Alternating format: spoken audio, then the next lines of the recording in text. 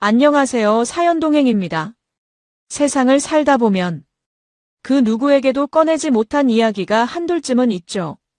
이곳은 그런 마음들을 조용히 들어주는 작은 공간입니다. 구독은 공짜지만 그 마음은 참 귀하고 고맙습니다. 구독해주신다면 큰 힘이 될 거예요. 자, 그럼 오늘의 사연 시작합니다. 안녕하세요. 유튜브 사연 채널 시청자 여러분. 저는 올해 46세 된 남자입니다. 제 이름은 민수라고 하고요. 건설회사에서 해외 프로젝트를 담당하고 있습니다.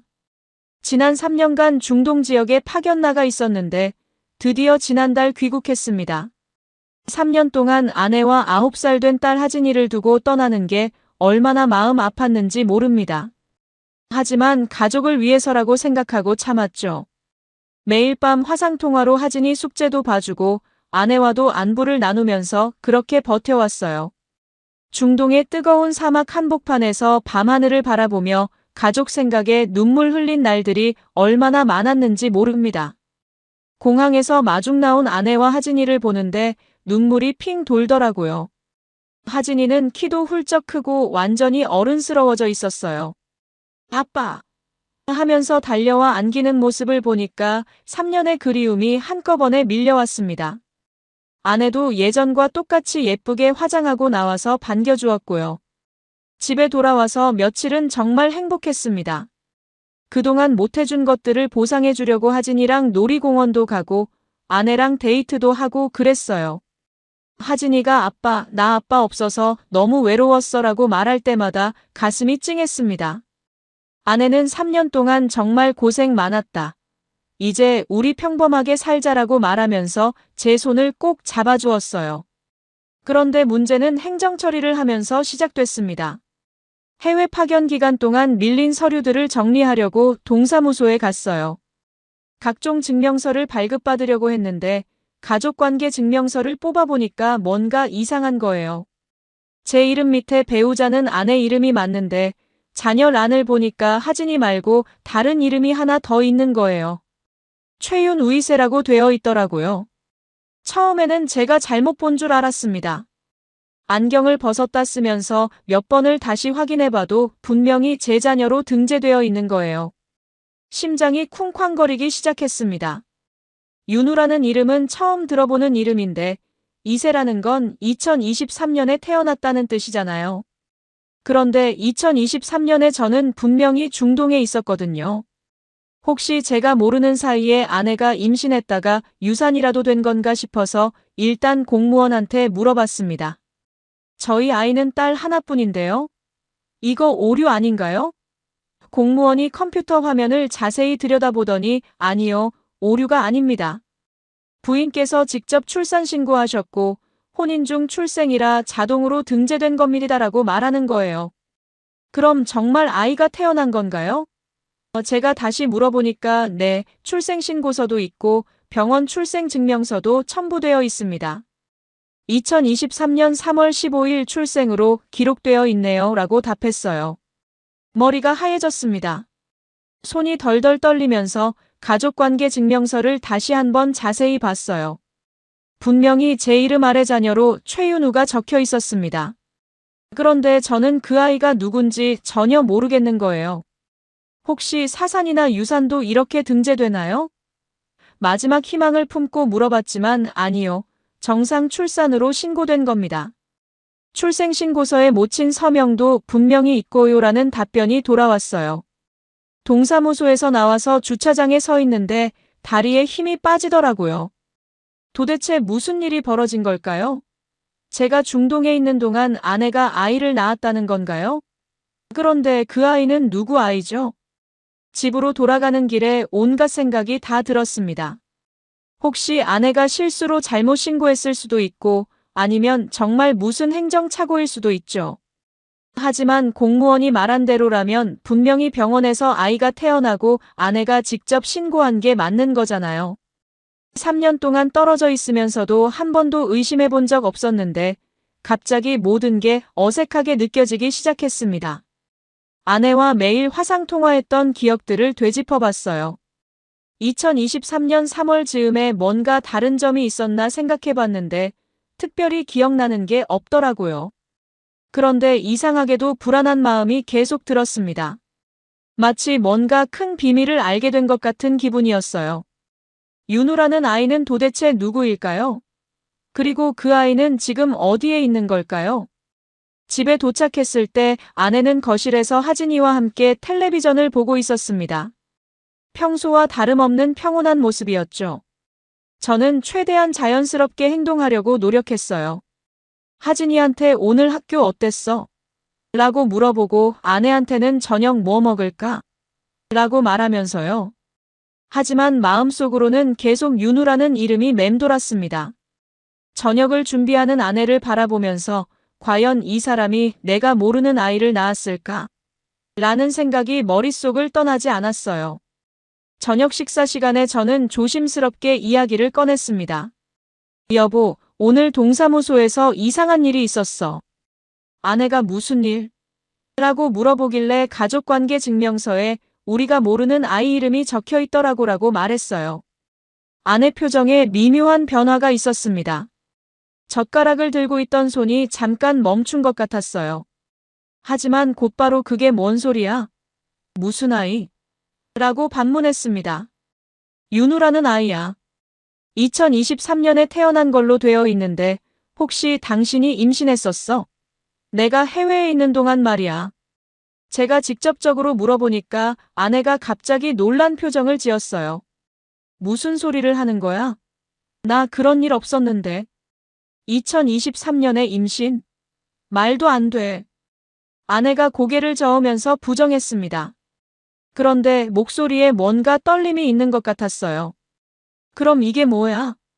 제가 가족관계 증명서를 꺼내 보여주니까 아내가 서류를 받아들고 자세히 봤습니다. 그리고는 이상하네. 시스템 오류 아닐까? 나 이런 신고 한 적 없어라고 말했어요. 하지만 아내의 반응이 뭔가 어색했습니다. 처음 윤우라는 이름을 들었을 때부터 표정이 미묘하게 굳어졌거든요. 평소 같으면 어머나 이게 뭐야? 완전 이상하다라면서 더 큰 반응을 보였을 텐데 너무 차분하게 넘어가려고 하는 것 같았어요.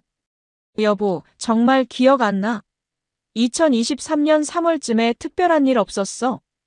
제가 다시 한번 물어보니까 아내가 약간 짜증스러운 표정을 지었습니다. 없었다니까. 왜 자꾸 그런 걸 물어봐? 나 그때 뭐 했는지 기억도 안 나는데. 그 순간 아내가 제 눈을 똑바로 쳐다보지 않는다는 걸 느꼈어요. 평소에 대화할 때는 항상 눈을 맞추고 이야기했는데 이상하게 시선을 피하더라고요. 그리고 자꾸 다른 이야기로 화제를 돌리려고 했습니다. 하진아, 숙제 다 했어? 아내가 갑자기 하진이한테 말을 걸었어요.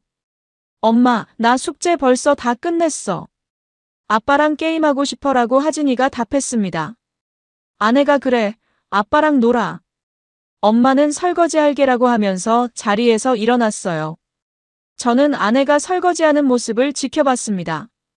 평소보다 움직임이 어색해 보였어요. 뭔가 마음에 걸리는 일이 있을 때 보이는 행동이었습니다. 결혼한 지 10년이 넘었으니까 아내의 습관은 다 알거든요.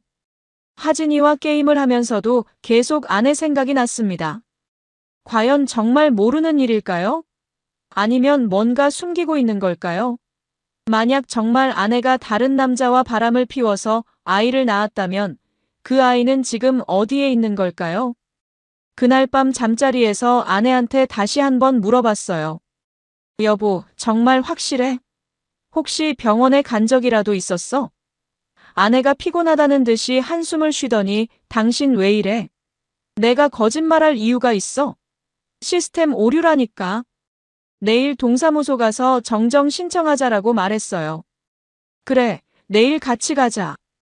제가 그렇게 말하니까 아내가 응, 빨리 해결하자. 이런 이상한 일로 스트레스 받기 싫어라고 답했습니다. 하지만 저는 잠이 오지 않았어요. 아내 옆에 누워서 천장만 바라보면서 온갖 생각을 했습니다. 설마 아내가 다른 남자와 바람을 피웠을까? 아니야, 그럴 리 없어. 우리가 얼마나 사랑했는데. 매일 통화했는데 언제 그런 일이 있었겠어. 하지만 가족관계 증명서는 거짓말을 하지 않죠. 분명히 누군가가 윤우라는 아이를 제 자녀로 신고한 거고 법적으로는 아내만이 그런 신고를 할 수 있어요. 그런데 아내는 모른다고 하니까 도대체 뭐가 진실인지 알 수가 없었습니다. 아내의 잠든 모습을 보면서 혼란스러웠어요. 이 사람이 정말 저를 배신했을까요? 아니면 정말로 무슨 착오나 오류가 있었던 걸까요? 하지만 아내의 어색한 반응이 계속 마음에 걸렸습니다. 다음 날 아침, 저는 혼자 동사무소에 다시 갔습니다. 아내는 내가 같이 가서 정정 신청하자고 했는데 일단 저 혼자 더 자세히 알아보고 싶었거든요.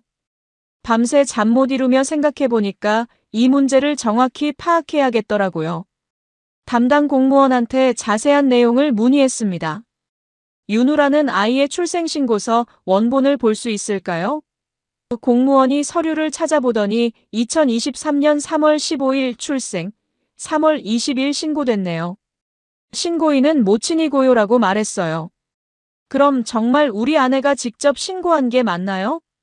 제가 확인하니까 네, 여기 서명도 있고 신분증 사본도 첨부되어 있습니다. 라는 답변이 돌아왔어요. 이제 의심할 여지가 없었습니다. 분명히 아내가 직접 신고한 거였어요. 그 아이가 지금 어디에 있는지 알 수 있나요? 제가 물어보니 개인정보라서 자세한 건 말씀드리기 어렵고 주민등록상 주소지만 알려드릴 수 있어요 라고 답했습니다. 주소를 받아 적고 바로 그곳으로 향했어요. 우리 집에서 차로 20분 정도 떨어진 곳이었습니다. 낡은 다가구 주택이 늘어선 골목 안쪽에 있는 원룸 건물이었어요.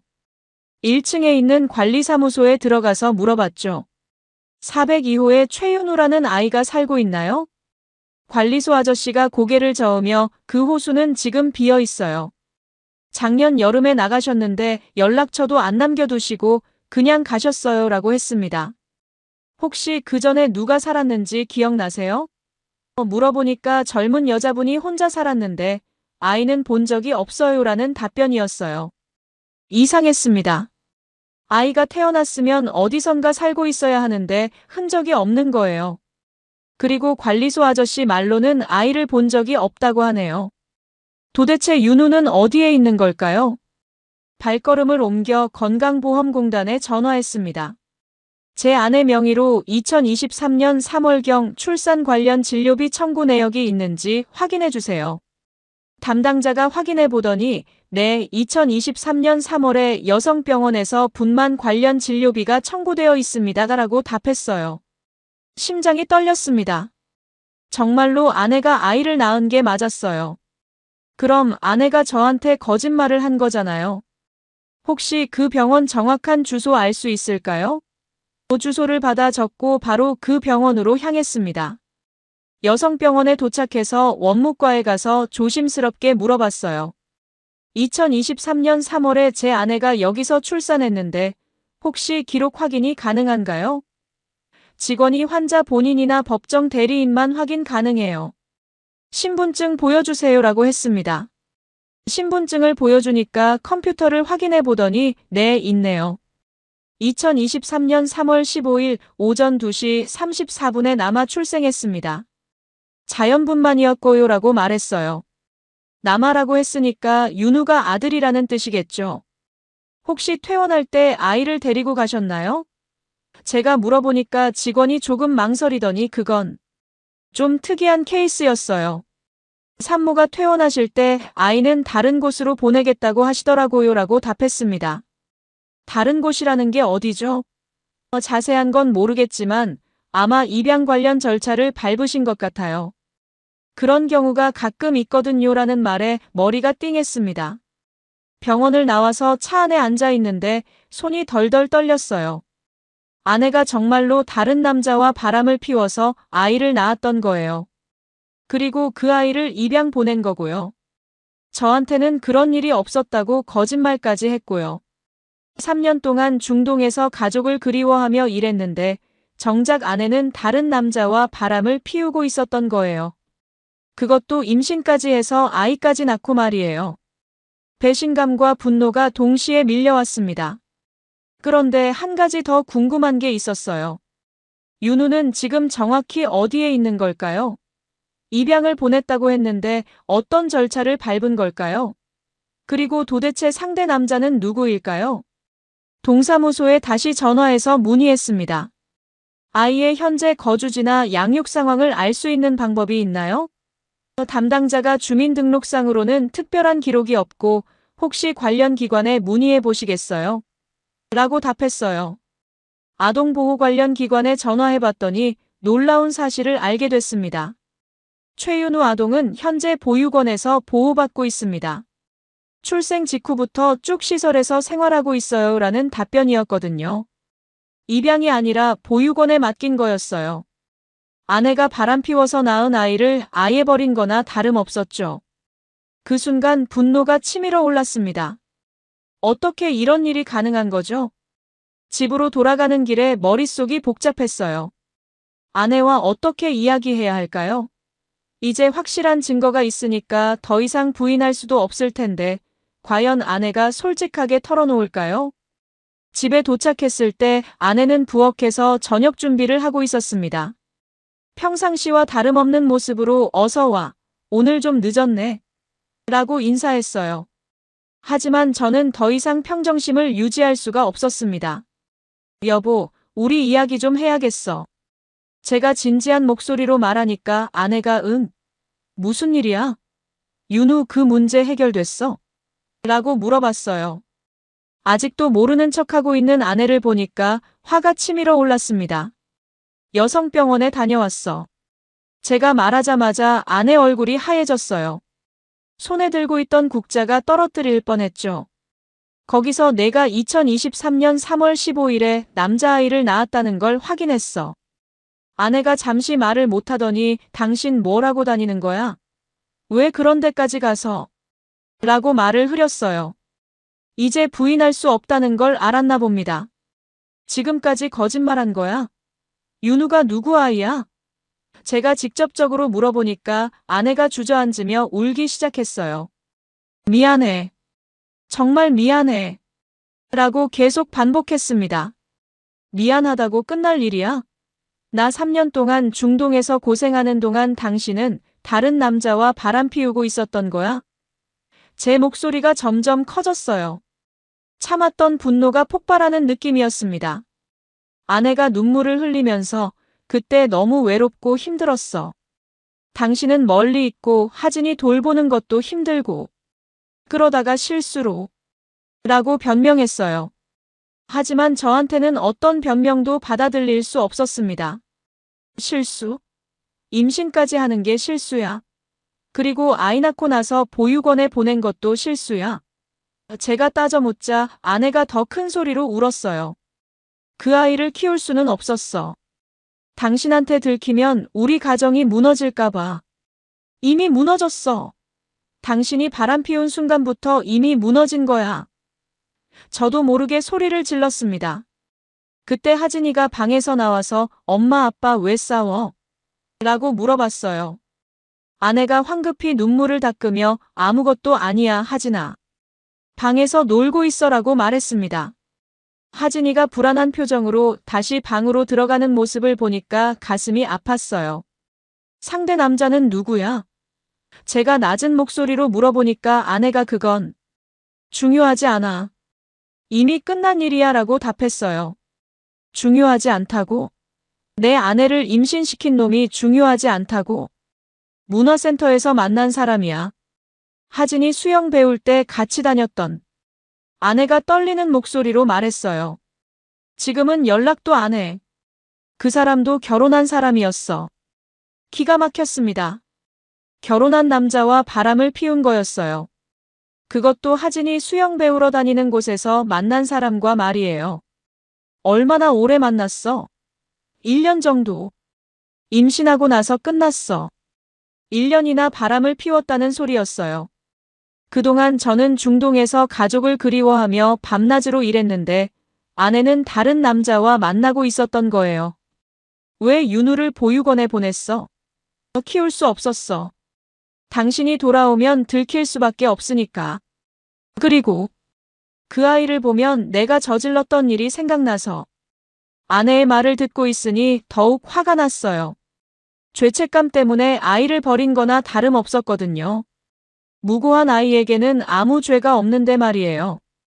그 순간 문득 하나의 의심이 들었습니다. 만약 아내가 저 몰래 바람을 피울 수 있었다면 혹시 하진이도? 아니야, 그럴 리 없어. 하진이는 분명히 내 딸이야. 그런 의심을 하다니 내가 너무 예민해진 건가? 하지만 한 번 의심이 들기 시작하니까 모든 게 의심스러워졌어요. 과연 지금까지 제가 알던 가정이 진짜였을까요? 그날 밤 아내와 긴 대화를 나눴습니다. 하진이를 재운 후에 거실에 앉아서 모든 걸 정리하려고 했어요. 아내는 계속 울면서 용서해달라고 빌었지만 저는 쉽게 마음이 풀리지 않았습니다. 정확히 언제부터 언제까지 만났어? 제가 차분하게 물어보니까 아내가 2022년 가을부터 2023년 봄까지 임신 사실을 알고 나서 끝냈어라고 답했어요. 거의 6개월 동안 바람을 피운 거였어요. 그동안 저는 매일 화상통화로 오늘 뭐 했어? 하진이는 잘 있고? 라고 물어봤는데 아내는 태연하게 일상 이야기만 했었거든요. 그 남자가 윤우 아버지인 걸 확실해? 응.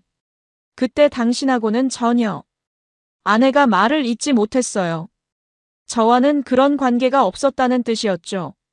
지금도 그 남자와 연락해? 아니야. 완전히 끊었어. 전화번호도 차단했고.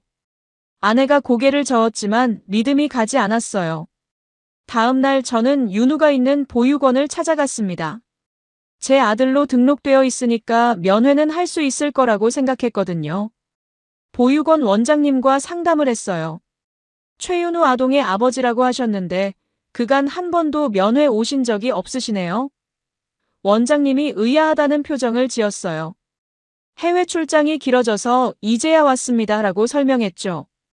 윤우는 태어날 때부터 여기서 지냈나요? 제가 물어보니까 네, 어머니께서 출산 직후에 데려오셨어요. 가정 사정상 당분간 맡겨달라고 하시면서요. 원장님이 윤우를 데려왔어요. 이제 막 2살이 된 아이였는데 저와는 전혀 닮지 않았더라고요. 눈매나 코 모양이 완전히 달랐어요. 당연한 일이겠지만 실제로 보니까 더욱 실감이 났습니다. 윤우는 낯선 저를 보고 울기 시작했어요. 원장님이 아직 아빠를 기억하지 못하나 봐요. 아이들은 금방 적응하니까 자주 오시면 괜찮을 거예요 라고 말했습니다. 보육원을 나오면서 복잡한 심정이었어요. 윤우는 제 잘못이 아님에도 불구하고 법적으로는 제 아들이었고 실제로는 아내의 불륜으로 태어난 아이였죠.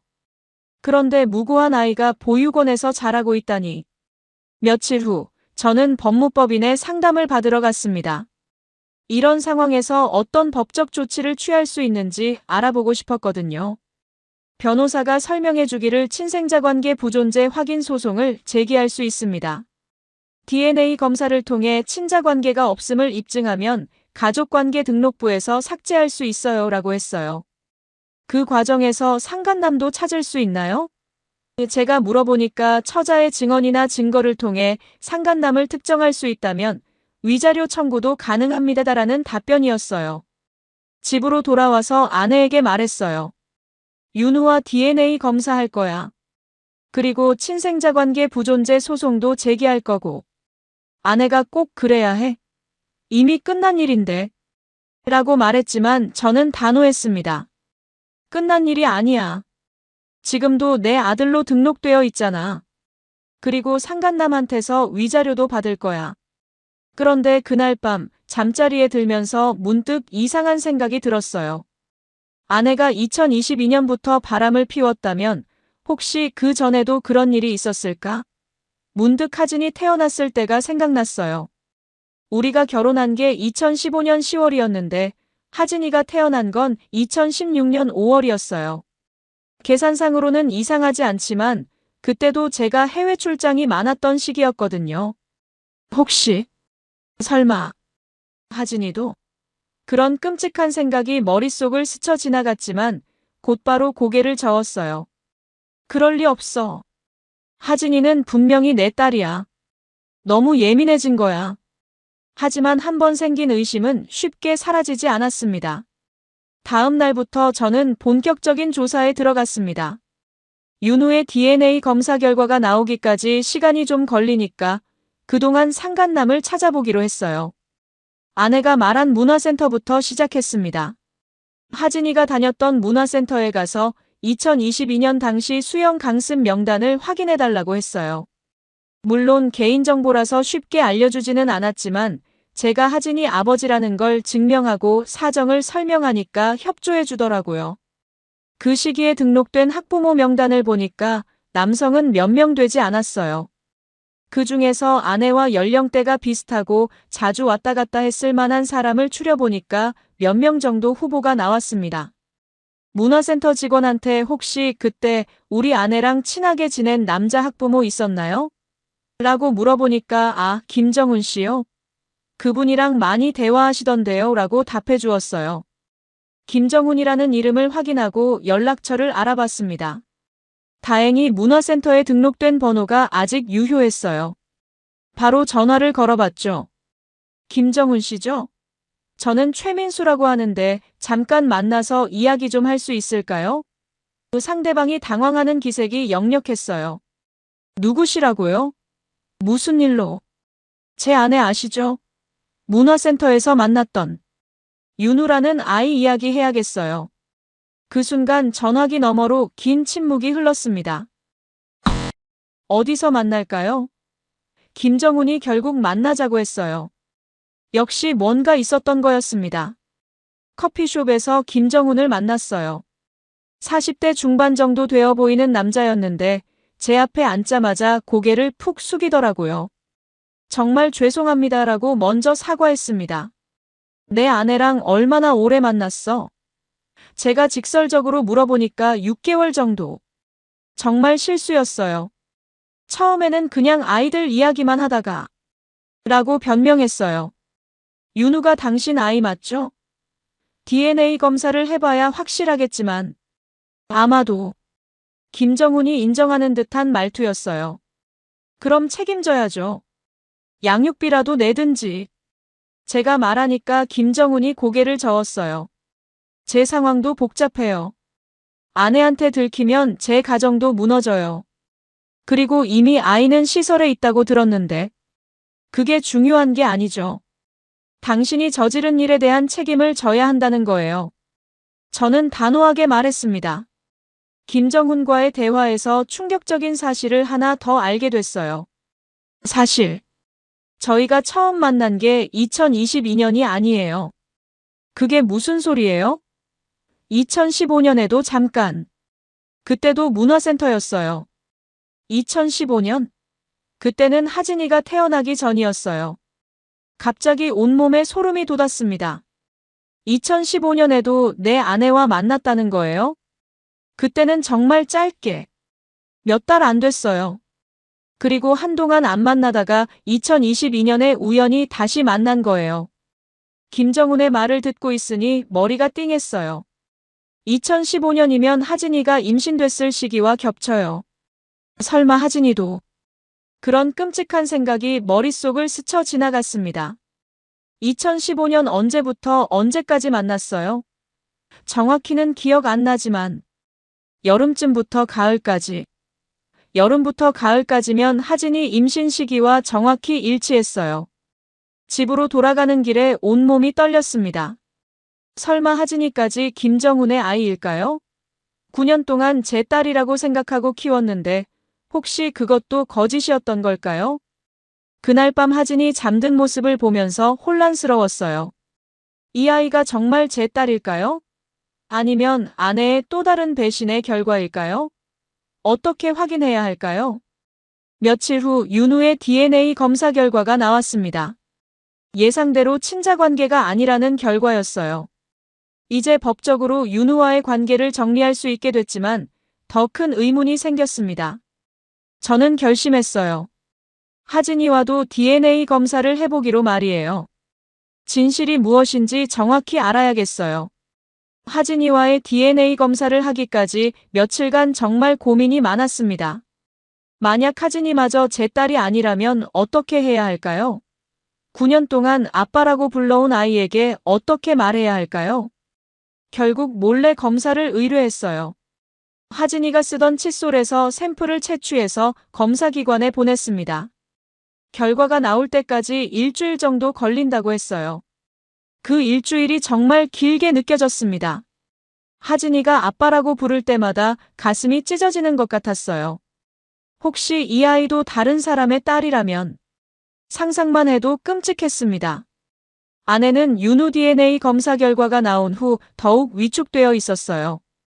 이제 친생자관계 부존재 소송을 진행하기로 했다고 말했더니 정말 꼭 그래야 해. 그냥 조용히 넘어갈 수는 없을까? 라고 애원했습니다. 조용히 넘어가. 당신이 저지른 일에 대한 책임은 누가 져요? 제가 단호하게 말하니까 아내가 더 이상 말하지 못했어요. 김정훈에게는 내용 증명을 보냈습니다. 위자료 청구와 함께 윤우에 대한 양육비 지급을 요구하는 내용이었어요. 며칠 후 김정훈에게서 전화가 왔습니다. 정말 어려운 처지예요. 제 아내도 이 일을 모르고 있고 회사에서도 문제가 될 수 있어서. 김정훈이 떨리는 목소리로 말했어요. 그건 당신이 해결할 문제죠. 저한테 피해준 건에 대해서는 확실히 보상받을 거예요. 저는 한치도 물러서지 않았습니다. 그럼 얼마나 원하시는 거예요? 법정에서 정당하게 받을 만큼 받을 거예요. 위자료도 그렇고 윤우 양육비도 그렇고. 김정훈이 한숨을 쉬며 알겠습니다.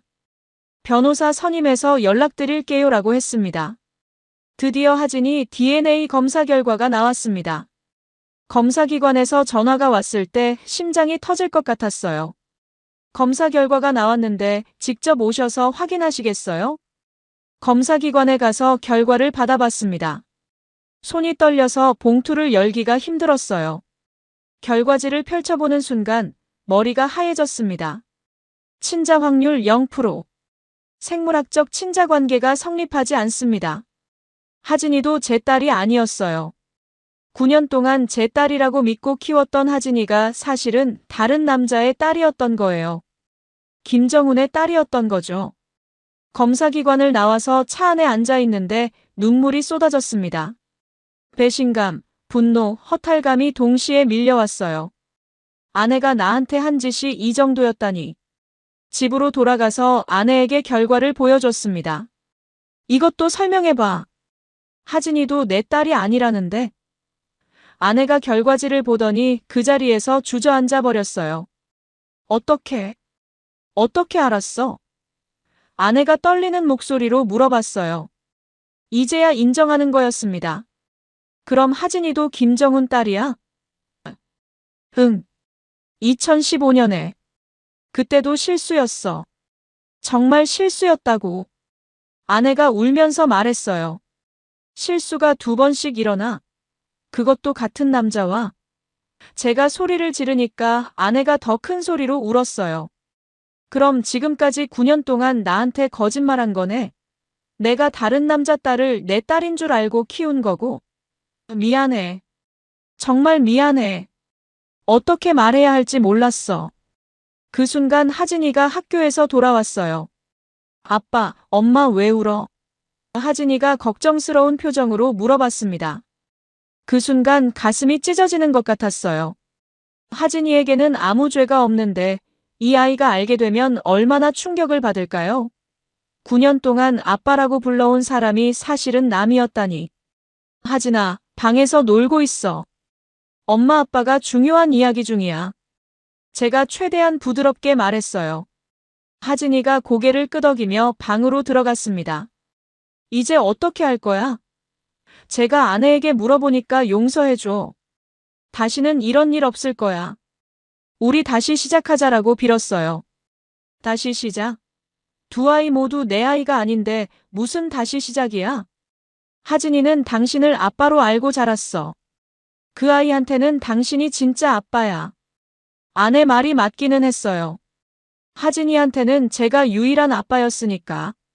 하지만 저한테는 너무 큰 배신이었습니다. 그날 밤 하진이를 재우면서 복잡한 마음이었어요. 이 아이를 9년 동안 키우면서 정말 많은 추억을 쌓았는데 혈육이 아니라는 게 이렇게 충격적일 줄 몰랐어요. 다음 날부터 본격적인 법적 절차에 들어갔습니다. 윤우뿐만 아니라 하진이까지 친생자 관계 부존재 확인 소송을 제기했어요. 두 아이 모두 김정훈의 자녀라는 것이 DNA 검사로 명백히 드러났으니까요. 법원에서는 두 자녀 모두 혼인 중 처의 불륜으로 출생한 사실이 명백하다며 친생자 관계 부존재를 인정했습니다. 김정훈에게는 위자료 5천만 원을 지급하라는 판결이 나왔어요. 김정훈은 처음에는 제 아이가 아니다라고 주장하며 버텼지만 DNA 검사 결과 앞에서는 어쩔 수 없었죠. 결국 위자료를 지급하기로 합의했습니다. 하지만 양육비 문제에서는 계속 회피했어요. 제 가정도 이미 파탄났어요. 아내가 알고 나서 이혼 얘기까지 나오고 있고 직장에서도 문제가 되어서. 김정훈이 변명했지만 저는 단호했습니다. 그건 당신이 감당해야 할 일이죠.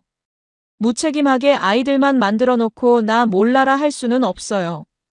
결국 김정훈은 윤우에 대한 양육비를 월 50만 원씩 지급하기로 약속했어요. 아내와는 이혼 절차를 진행했습니다. 양육권은 모두 아내가 가져갔어요. 사실 하진이는 법적으로는 더 이상 제 딸이 아니었지만 정서적으로는 여전히 애착이 있었거든요. 이혼 서류에 도장을 찍는 순간 정말 착잡했습니다. 10년 넘게 함께 살았던 사람과 이렇게 헤어지게 되다니. 하지만 더 이상 함께 살 수는 없었어요. 아내는 마지막까지 하진이는 당신을 아빠로 알고 살아왔어.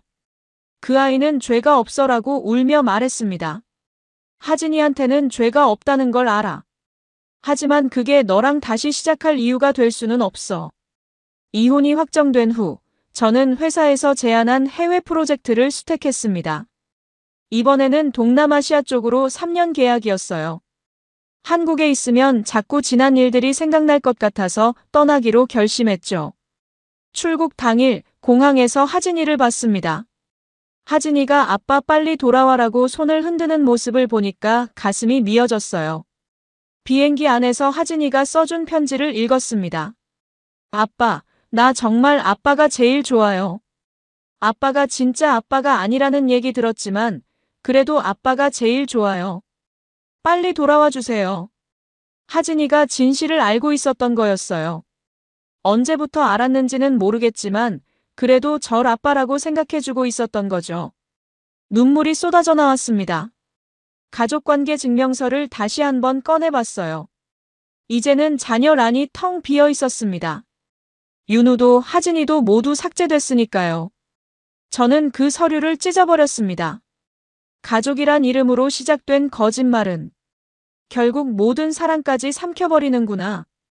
혼잣말을 중얼거리며 창밖을 바라봤어요. 새로운 곳에서 새로운 시작을 해야겠어요. 아내는 자신의 욕망 때문에 가정을 파탄냈고 김정훈은 무책임하게 도망쳤지만 결국 법정에서 정당한 대가를 치렀습니다. 제가 받은 위자료 5천만 원은 윤우를 위한 기금으로 적립해뒀어요. 무고한 아이들은 어른들의 잘못으로 상처받았지만 적어도 저는 제가 할 수 있는 선에서 최선을 다했다고 생각합니다. 용서는 할 수 없지만 복수는 법이 대신 해줬으니까요. 이번 사연은 46세 건설회사 직원 민수가 중동 파견 3년 후 귀국해서 가족관계 증명서에서 모르는 자녀 윤우를 발견합니다. 조사 결과 아내가 불륜으로 낳아 보육원에 버린 아이였고 더 충격적이게도 9년간 키운 딸 하진이도 같은 상간남의 아이였음이 밝혀졌습니다. 결국 법정에서 위자료 5천만 원을 받고 이혼 후 해외로 떠났습니다. 여러분들이라면 이런 상황에서 어떻게 하셨을까요? 여러분, 오늘 사연 어떻게 들으셨나요? 지금 이 순간 무슨 생각이 드셨는지도 궁금합니다. 여러분의 소중한 생각을 댓글로 남겨주세요. 지금까지 사연동행이었습니다.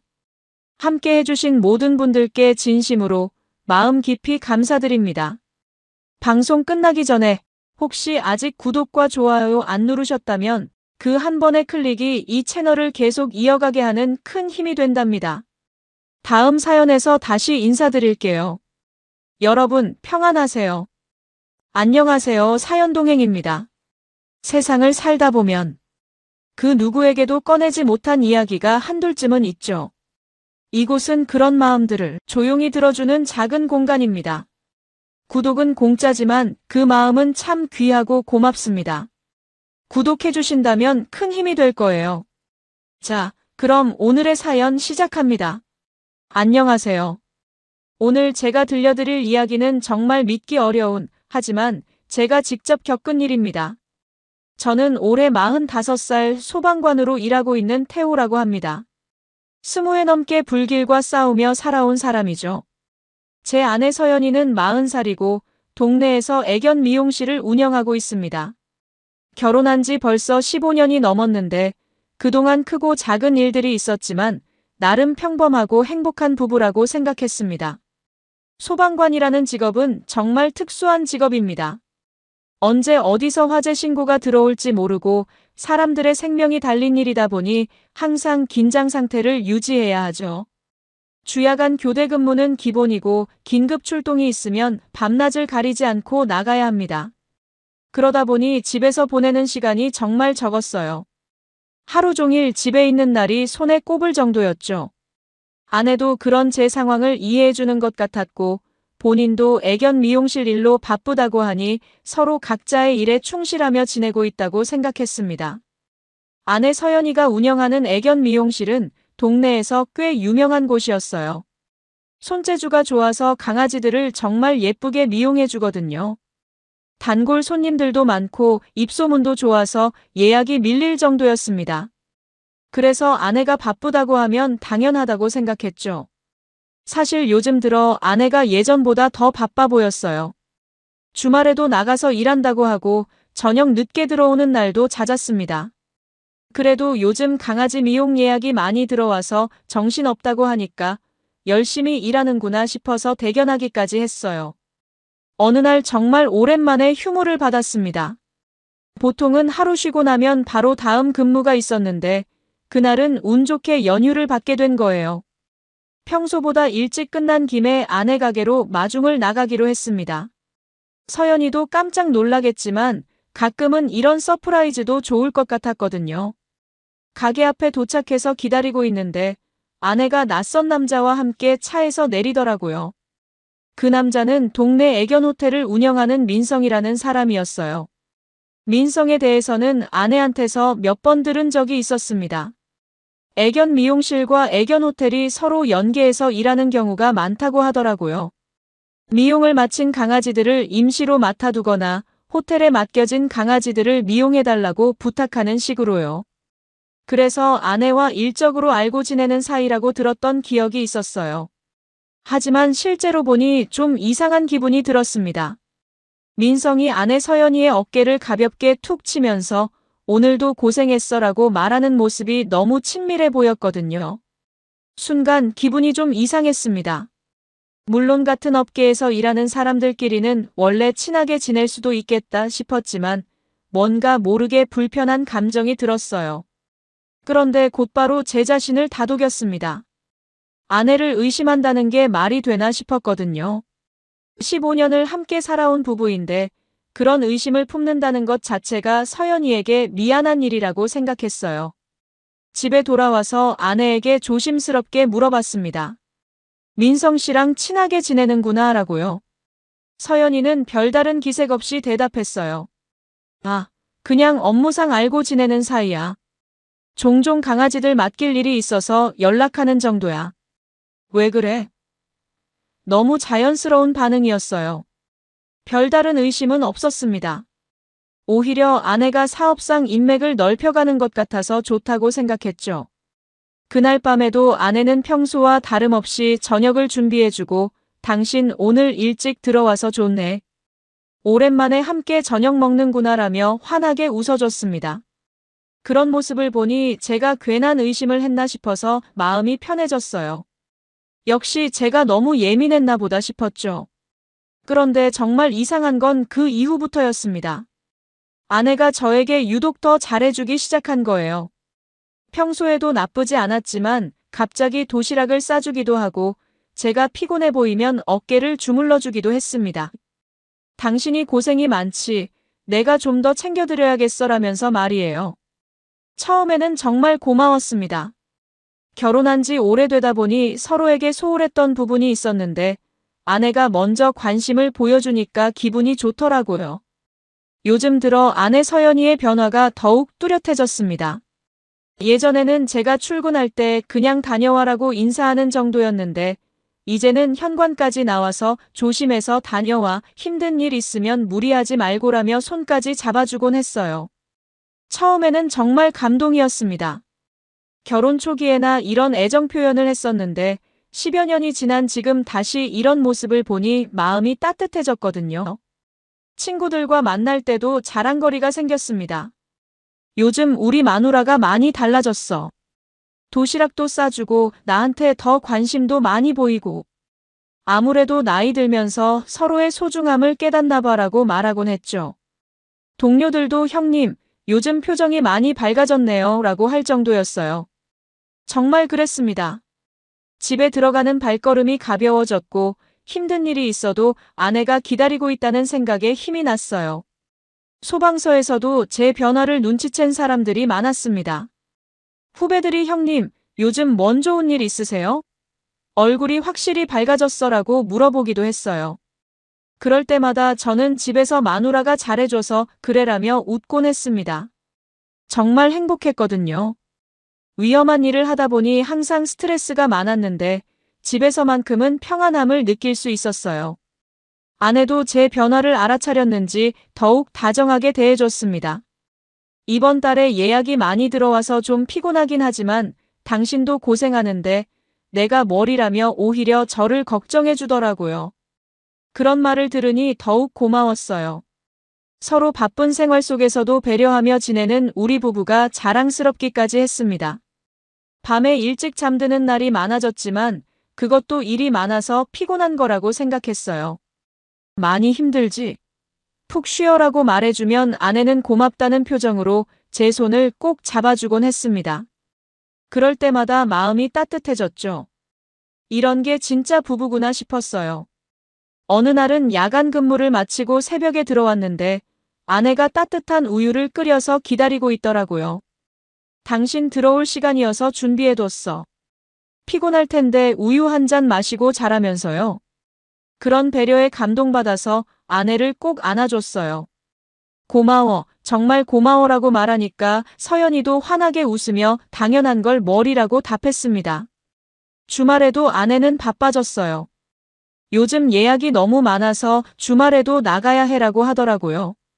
조금 아쉽긴 했지만 사업이 잘 되는 건 좋은 일이니까 이해했습니다. 대신 아내가 없는 주말에는 집안일을 제가 하려고 노력했어요. 청소도 하고 빨래도 개어두고요. 아내가 돌아와서 그런 모습을 보면 당신이 이런 것까지 해줘서 미안해라며 미안해했지만 저는 당연한 일이라고 생각했어요. 그런데 가끔씩 이상한 점들이 눈에 띄었습니다. 예를 들어 아내가 샤워를 더 자주 하기 시작했어요. 전에는 저녁에 한 번 하던 것이 일 끝나고 들어와서도 또 하고 잠들기 전에도 간단히 씻고 하더라고요. 강아지들 털이 많이 묻어서 찝찝해라고 설명하니까 그러려니 했지만 조금 이상하긴 했어요. 또 핸드폰을 예전보다 더 자주 보게 된 것 같았어요. 저와 이야기하다가도 핸드폰에 메시지가 오면 바로 확인하고요. 일 때문에 연락이 많이 와라고 하니까 이해는 했지만 왠지 모르게 신경이 쓰였습니다. 하지만 그런 작은 의심들은 아내의 다정한 모습 앞에서 금세 사라졌어요. 어느 날 저녁 아내가 특별히 정성스럽게 저녁을 준비해줬어요. 제가 좋아하는 갈비찜에 나물 반찬까지 정말 푸짐하게요. 무슨 특별한 날이야? 라고 물어보니까 그냥 당신이 고생하는데 맛있는 거 해주고 싶어서라고 답하더라고요. 그런 마음이 너무 고마워서 눈물이 날 뻔했어요. 그런 평온한 일상이 계속되던 어느 날이었습니다. 그날도 평소와 다름없이 24시간 근무를 마치고 집에 돌아왔어요. 몸이 너무 피곤해서 샤워부터 하려고 화장실에 들어갔는데 휴지통 옆에 뭔가 반짝이는 게 떨어져 있더라고요. 자세히 보니까 콘돔 포장지였습니다. 순간 머리가 하얘졌어요. 저희 부부는 이미 피임에 대해서는 다른 방법을 사용하고 있었거든요. 그리고 무엇보다 최근 몇 개월 동안 아내와 그런 관계를 가진 적이 없었어요. 서로 바쁘다 보니 자연스럽게 그런 시간이 줄어들었고, 저도 나이가 들면서 그런 욕구가 예전만 못했거든요. 그런데 이 콘돔 포장지는 뭘까요? 손이 떨렸습니다. 혹시 제가 잘못 본 건 아닐까 싶어서 다시 한번 자세히 봤지만 분명히 콘돔 포장지가 맞았어요. 그것도 최근에 사용된 것 같았습니다. 머릿속이 복잡해졌어요. 온갖 생각이 다 들었습니다. 혹시 아내가 다른 남자와? 아니야, 그럴 리 없어. 15년을 함께 살아온 아내인데. 하지만 의심의 씨앗은 이미 심어져 버렸습니다. 그동안 이상하다고 생각했던 일들이 하나둘씩 떠오르기 시작했어요. 아내의 갑작스러운 변화, 더 자주 하는 샤워, 늘어난 야근, 그리고 민성과의 친밀한 모습까지 모든 것이 하나의 퍼즐처럼 맞아떨어지는 것 같았어요. 그날 밤은 정말 잠을 이룰 수가 없었습니다. 아내는 평소처럼 일찍 잠들었는데 저는 천장만 바라보며 밤을 새웠어요. 계속 똑같은 생각만 맴돌았습니다. 설마, 정말 설마. 하지만 그 콘돔 포장지를 설명할 다른 방법은 없었어요. 다음 날, 저는 결심을 했습니다. 확실히 알아봐야겠다고요. 그냥 추측만으로는 안 되겠더라고요. 만약 제가 잘못 생각한 거라면 아내에게 너무 미안한 일이고, 만약 정말로 그런 일이 있다면 그것도 알아야 할 권리가 있다고 생각했어요. 저에게는 예전의 사건 때문에 알게 된 사설 탐정이 한 명 있었어요. 화재 사건 조사 과정에서 도움을 받았던 적이 있거든요. 그분에게 조심스럽게 연락을 해봤습니다. 처음에는 제 상황을 말하기가 너무 부끄러웠어요. 하지만 진실을 알기 위해서는 어쩔 수 없었습니다. 탐정분께서는 이런 일에 경험이 많으신 분이었어요. 요즘 이런 의뢰가 정말 많아요. 대부분은 오해인 경우가 많으니까 너무 걱정하지 마세요. 일단 정확한 사실을 파악해보고 말씀드릴게요라고 말씀해 주셨습니다. 그래도 마음은 편하지 않았어요. 그 이후로 며칠 동안은 정말 힘들었습니다.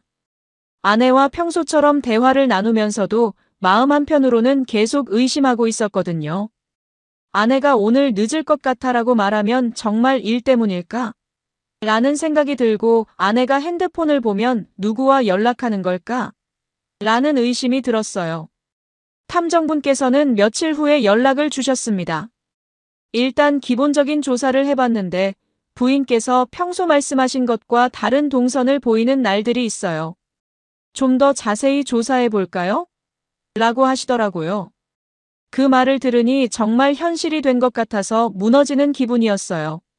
하지만 저는 끝까지 알아봐야겠다고 생각했습니다. 이런 의심을 품고 살 수는 없었거든요.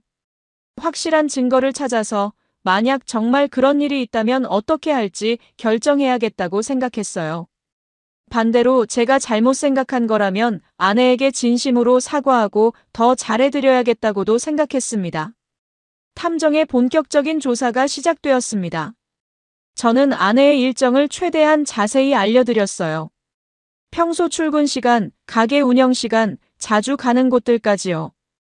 탐정분께서는 며칠만 시간을 주시면 확실한 답을 드릴 수 있을 것 같다고 하셨습니다. 그 기다리는 시간이 정말 길게 느껴졌어요. 평소 같으면 아내와 자연스럽게 이야기를 나누었을 텐데 이제는 모든 대화가 어색하게 느껴졌습니다. 아내가 오늘 어때? 힘든 일 없었어? 라고 물어봐도 응, 괜찮아 라고 짧게 대답하게 되더라고요. 아내도 제 변화를 눈치챘는지 요즘 무슨 일 있어? 표정이 안 좋아 보여라고 걱정해 주었지만 뭐라고 말할 수가 없었어요.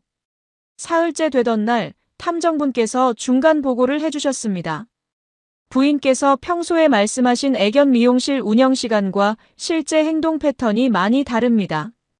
그리고 민성이라는 분과 자주 만나고 계시는 것 같아요. 어제는 낮 시간에 모텔 근처에서 함께 있는 모습도 포착되었고요. 그 말을 듣는 순간 정말 하늘이 무너지는 것 같았어요. 머리가 멍해지고 아무 생각도 나지 않았습니다. 그래도 마지막 한 가지 확인이 더 필요했어요. 확실한 증거를 봐야 믿을 수 있을 것 같았거든요. 결정적인 증거를 잡을 수 있을까요? 라고 물어봤더니 탐정분께서는 내일이 기회일 것 같습니다. 부인께서 민성 씨와 만날 예정인 것 같아요. 확실한 증거를 잡아드릴게요 라고 하셨습니다. 그 말을 들으니 정말 복잡한 심정이었어요. 한편으로는 진실을 알고 싶었지만 다른 한편으로는 정말 그런 일이 벌어졌으면 어떻게 해야 할지 막막했거든요. 그날 밤 아내는 평소처럼 저에게 다가와서 당신 요즘 많이 피곤해 보여. 마사지 해줄까?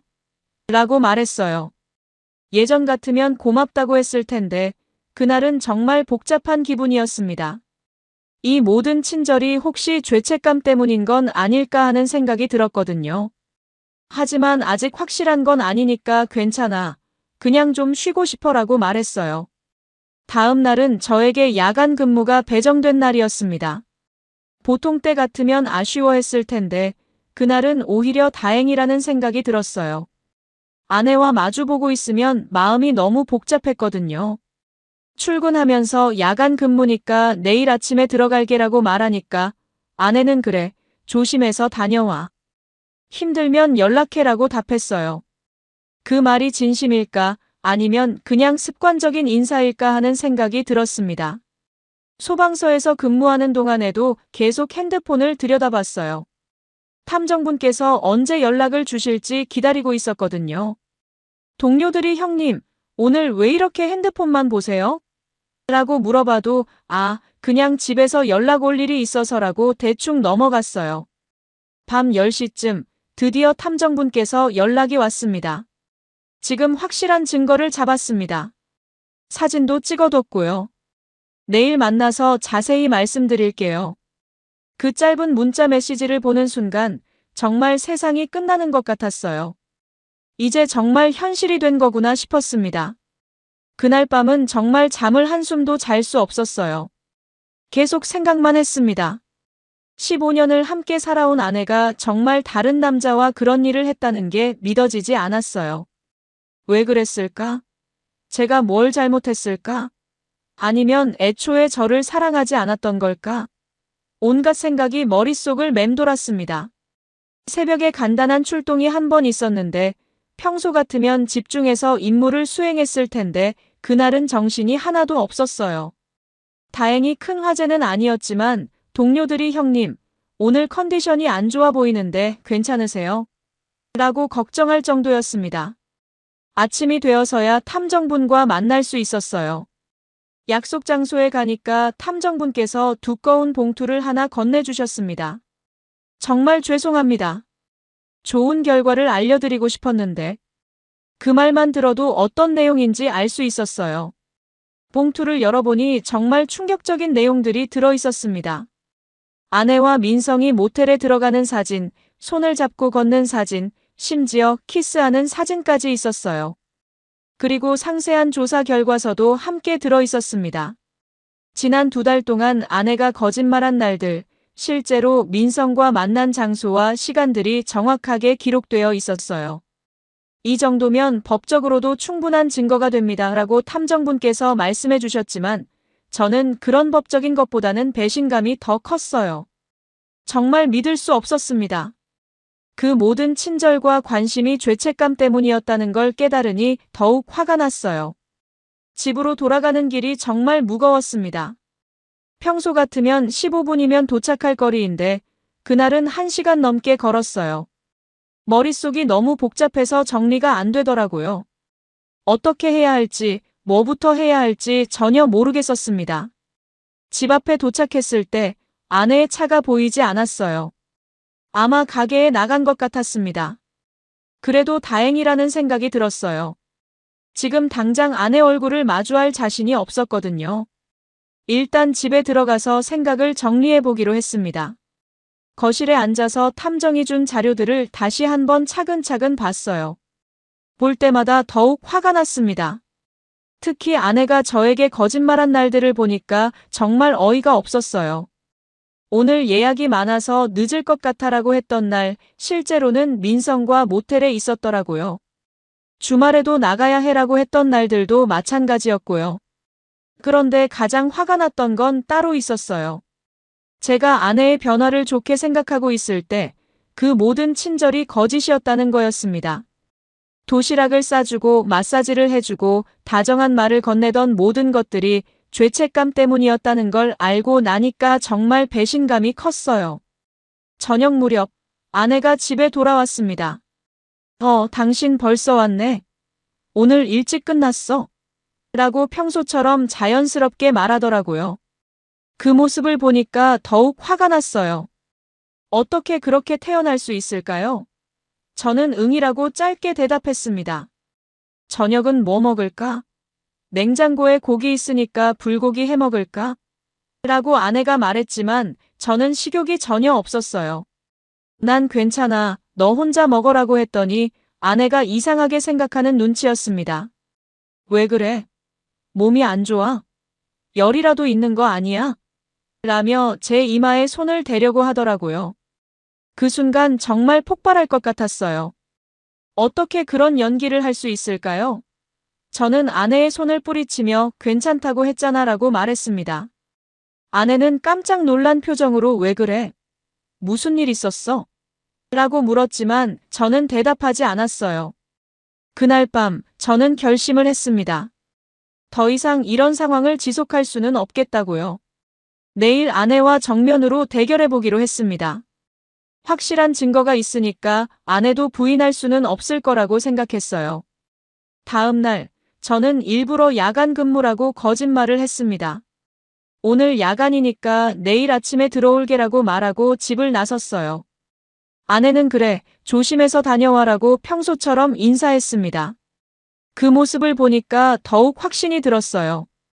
분명히 오늘도 민성과 만날 계획인 것 같았거든요.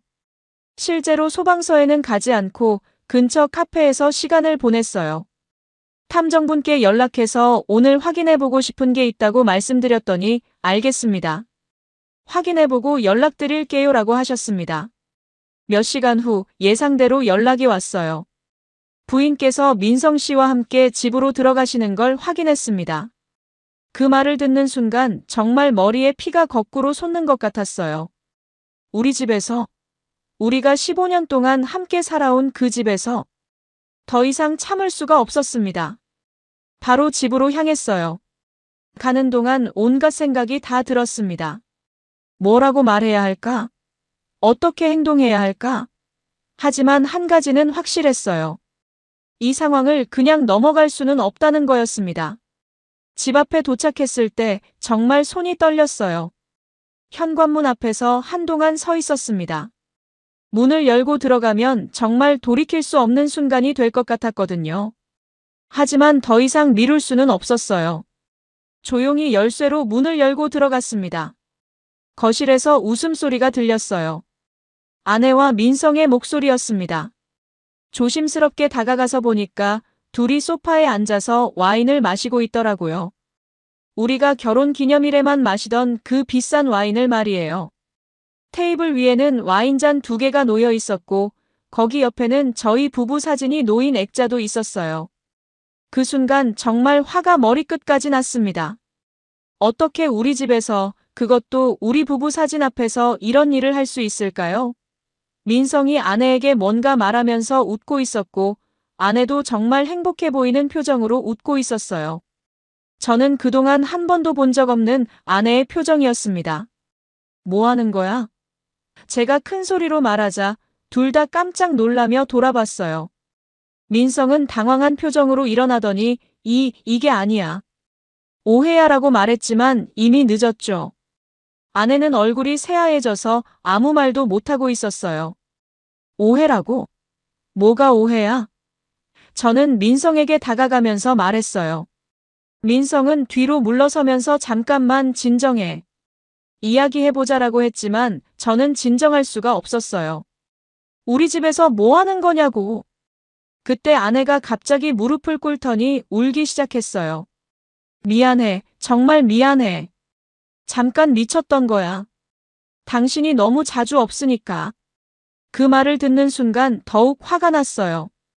제가 일 때문에 집을 비우는 게 제 잘못이라는 거예요? 민성은 그 틈에 도망가려고 했어요. 문 쪽으로 가면서 나는 그냥 갈게라고 말하더라고요. 하지만 저는 그냥 보낼 수 없었어요. 야, 어디 가려고 해? 끝까지 책임져야지 하고 붙잡았습니다. 저기, 제발 진정하세요. 이야기해보면 풀릴 거예요. 민성이 말했지만 저는 더 이상 들을 말이 없었어요. 이야기? 뭘 이야기해? 내 아내랑 불륜 저지른 걸 뭘 이야기한다고?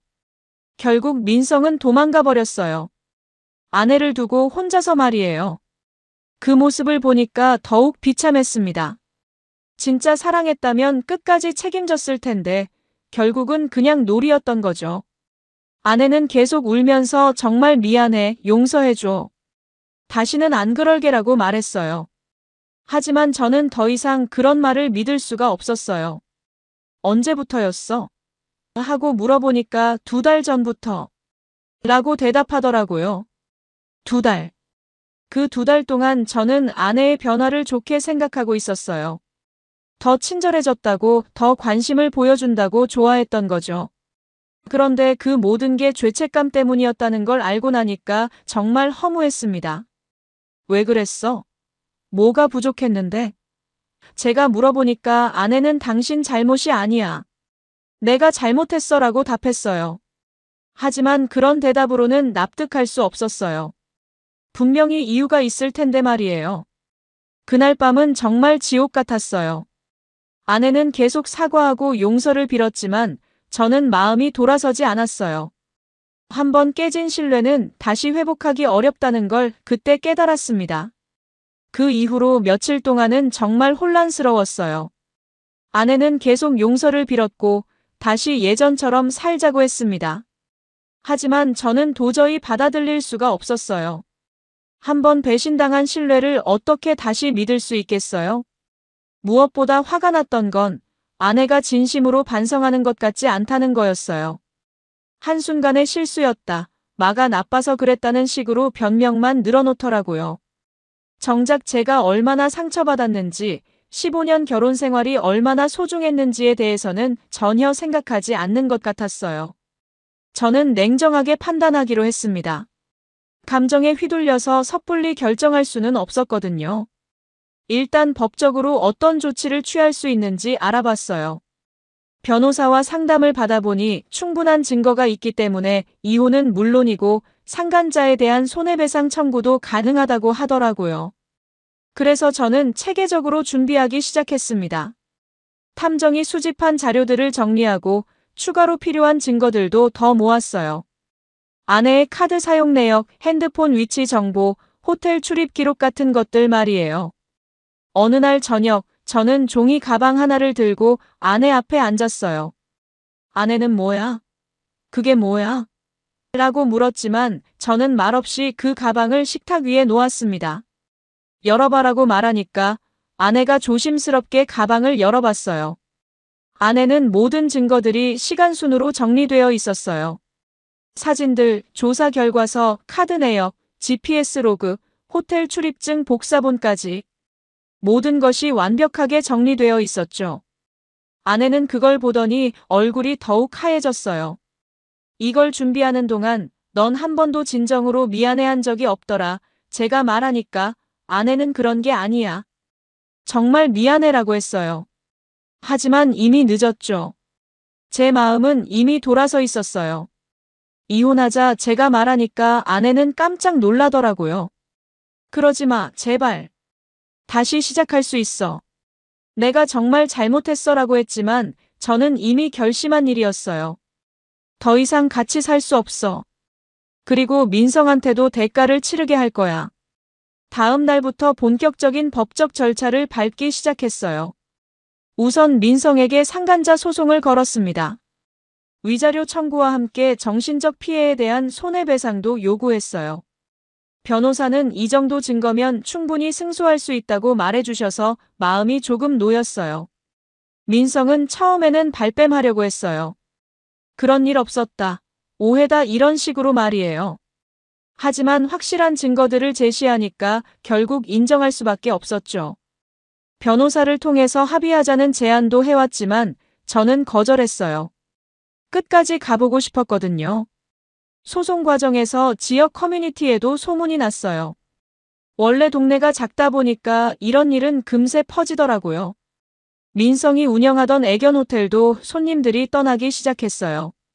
누가 그런 사람한테 소중한 반려동물을 맡기겠어요? 저는 법이 허용하는 선에서 민성의 신상 정보도 공개했어요. 법이 하라는 대로 했을 뿐입니다 라고 말했지만 사실은 제 나름대로의 복수였죠. 그 사람 때문에 제 15년 결혼 생활이 무너졌는데 그냥 넘어갈 수는 없었어요. 결국 모든 법적 절차가 끝났습니다. 이혼도 성사되었고 민성에게서 상당한 위자료도 받아냈어요. 민성은 결국 애견 호텔을 폐업할 수밖에 없었고 다른 지역으로 떠났다고 들었습니다. 아내 서연이도 미용실을 정리하고 어디론가 사라졌어요. 처음에는 후련한 마음이 컸어요. 배신한 사람들이 모두 대가를 치렀으니까요. 하지만 동시에 허무한 마음도 들었습니다. 15년 동안 쌓아온 모든 것들이 한순간에 무너져 버렸거든요. 그 시간들이 모두 의미 없는 건 아니었을 텐데 마지막이 이렇게 되니까 모든 게 헛된 것 같았어요. 주변 사람들은 저를 위로해 주려고 했어요. 형님이 잘못한 게 아니에요. 새로운 시작이라고 생각하세요. 이런 말들을 해주었지만 마음이 쉽게 회복되지는 않았습니다. 그래도 시간이 지나면서 조금씩 정리가 되더라고요. 소방서에서도 제 상황을 배려해 주셔서 지역 소방학교 강사직을 제안해 주셨어요. 현장 근무보다는 부담이 적고 새로운 환경에서 마음을 다잡을 수 있을 것 같다고 하시더라고요. 저도 그게 좋겠다 싶어서 받아들였습니다. 강사 일을 시작하고 나서는 조금씩 마음이 안정되었어요. 젊은 소방관들을 가르치면서 보람도 느꼈고 새로운 일에 집중하다 보니 아픈 기억들도 조금씩 잊혀져 갔습니다. 물론 완전히 잊을 수는 없지만 그래도 살아갈 수는 있겠더라고요. 가끔 동료들이 새로운 인연은 생각 안 해보세요? 라고 물어보기도 해요. 하지만 아직은 그런 마음의 여유가 없어요. 한번 깊게 상처받고 나니까 다시 누군가를 믿는다는 게 쉽지 않더라고요. 시간이 더 지나면 달라질 수도 있겠지만 지금은 혼자 사는 게 편해요. 지난 일을 돌이켜보면서 많은 걸 배웠어요. 아무리 오래 함께 살았어도 사람 마음은 변할 수 있다는 것, 신뢰라는 건 한순간에 무너질 수 있다는 것, 그리고 배신에는 반드시 대가가 따른다는 것까지요. 힘든 경험이었지만 그래도 진실을 알 수 있어서 다행이라고 생각해요. 어제는 소방학교 훈련장에서 신입 소방관들에게 강의를 했어요. 불길과 싸우는 방법, 안전수칙, 팀워크의 중요성 같은 것들을 가르쳤죠. 강의 마지막에 한 신입대원이 교관님, 소방관으로 살면서 가장 무서웠던 순간이 언제예요? 라고 물어보더라고요. 저는 잠시 생각해보다가 답했어요. 불길보다 무서운 건 신뢰를 잃은 사람이더라. 불길은 물로 끌 수 있지만 한번 잃은 신뢰는 되돌릴 수 없거든. 그러자 교육생들이 진지한 표정으로 고개를 끄덕이더라고요. 그래요. 저는 이제 새로운 삶을 살고 있어요. 과거의 아픔은 잊고 제 일에 최선을 다하면서 말이에요. 배신한 사람들은 모두 자신들이 한 일에 대한 대가를 치렀고 저는 당당하게 새 출발을 하고 있습니다. 이것이 바로 사이다 같은 복수 아닐까요? 제가 들려드린 이야기를 간단히 정리해보면 이렇습니다. 20년 경력의 소방관인 태호가 15년 결혼 생활 중 아내 서연의 불륜을 발견하게 되는 이야기였어요. 처음에는 아내가 더 친절해진 걸 좋게 생각했지만 화장실에서 발견한 콘돔 포장지로 인해 의심을 품게 되었죠. 탐정을 고용해 조사한 결과 아내가 애견 호텔 운영자 민성과 2달간 불륜 관계를 유지해온 것을 확인했어요. 현장에서 직접 불륜 현장을 목격한 태호는 냉정하게 법적 대응을 선택했고 결국 이혼과 상간자 소송을 통해 정당한 대가를 치르게 만들었습니다. 민성은 애견 호텔을 폐업하고 떠났고 서연도 미용실을 정리하고 사라졌어요. 태호는 소방학교 강사로 새로운 출발을 하게 되었습니다. 여러분들은 만약 이런 상황에 처한다면 어떻게 하실 건가요? 용서하고 다시 시작할 건지, 아니면 태호처럼 냉정하게 법적 대응을 선택할 건지 정말 궁금합니다. 배신당한 마음의 상처를 어떻게 치유하실 건지도 함께 생각해보면 좋을 것 같아요. 여러분, 오늘 사연 어떻게 들으셨나요? 지금 이 순간 무슨 생각이 드셨는지도 궁금합니다. 여러분의 소중한 생각을 댓글로 남겨주세요. 지금까지 사연동행이었습니다. 함께 해주신 모든 분들께 진심으로 마음 깊이 감사드립니다. 방송 끝나기 전에 혹시 아직 구독과 좋아요 안 누르셨다면 그 한 번의 클릭이 이 채널을 계속 이어가게 하는 큰 힘이 된답니다. 다음 사연에서 다시 인사드릴게요. 여러분 평안하세요.